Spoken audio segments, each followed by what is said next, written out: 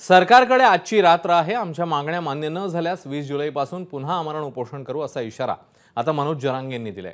जरांगेंची शांतता रॅली आज छत्रपती संभाजीनगरमध्ये पोहोचली आहे। आजच्या रॅलीतनं जरांगेंनी राज्य सरकारला पुन्हा एकदा अल्टिमेटम दिला। तर आंदोलनासंदर्भातली पुढील दिशा 20 तारखेला ठरवणार असल्याचंही जरांगेंनी स्पष्ट केलं। सोबतच सरकारमधील नेते मंडळी छगन भुजबळ आणि गिरीश महाजनांवरही मनोज जरांगेंनी जोरदार हल्लाबोल केलाय।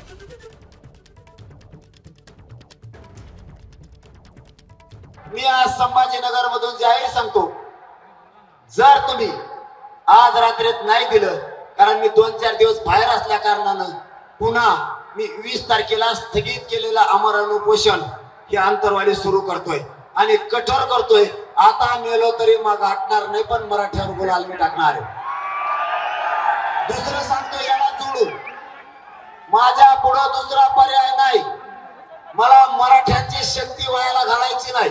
20 तारखेला मी आमरण उपोषण यासाठी सुरू करतोय की सरकारला मला पुन्हा एक संधी द्यायची की मला आणि माझ्या मराठ्याला मुंबईला पण यायचं नाही आणि तुमचे उमेदवार पण पाडायचे नाही।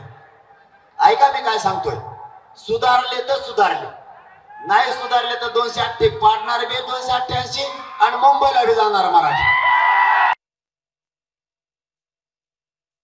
20 तारखेला उपोषण सुरू करू आणि त्या दिवशी तारीख डिक्लेअर करू। महाराष्ट्रातल्या मराठ्यांची कोणत्या मैदानावर बैठक घ्यायची, ही बैठक याच्यासाठी मुंबईला कधी जायचं आणि 288 पाडायचे का उभे करायचे।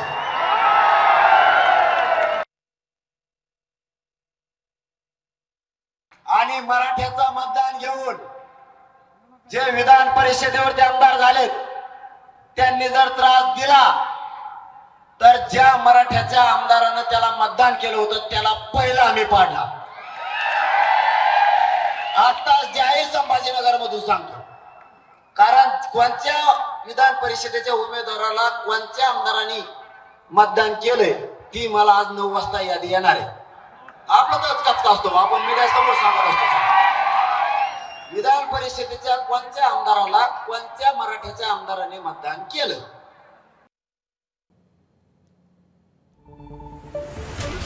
तर मनोज जरांगेंनी पुन्हा एकदा आमरण उपोषणाचा इशारा दिलेला आहे। 20 जुलैपासून आपण पुन्हा एकदा हे उपोषण सुरू करू जर आपल्या मागण्या मान्य नाही झाल्या तर, आणि ओबीसीतनं आरक्षण न मिळाल्यास 288 आमदार पाडून मुंबईत येऊ असंही त्यांनी म्हटलं। मला येडे छगन भुजबळ म्हणतो चौथी नापाशी मी तुला काय सांगू रे, आता तू माझ्या पुढे येऊन सांगू तुला काच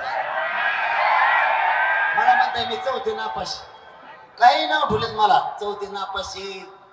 याला अक्कलच नाही, घटनेचा अभ्यास नाही, कायद्याचा अभ्यास नाही, काय ह्याचाच नाही, गावठी ये काही ये, मी गावठी ये आडाली असू तुला काय करायचं। मी एकदम गेलेली केस, पण मराठ्याला तो आज छाताडावर बसून आरक्षण दिलं नाही, मला आणखीन डाव टाकू दे। म्हणजे गिरीश महाजनला बेल्ट बदलायची येळ येईल।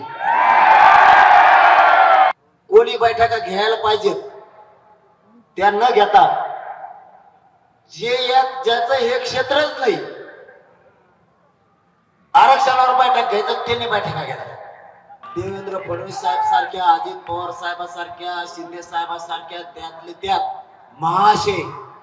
महाशयाचा महाशय गिरीश महाजन सारख्याला सुद्धा डावात हरवणं सोपी गोष्ट नाही। नमस्कार। मन शुद्ध तुझं ही वेगळ्याच प्रकारची मालिका तुम्हा सगळ्यांना खूप आवडली होती। याचा दुसरा सीझन कधी येणार अशी विचारणा झाली। प्रतीक्षा संपली आहे मित्रांनो, येतोय मन शुद्ध तुझंचा दुसरा सीझन। होई मन शुद्ध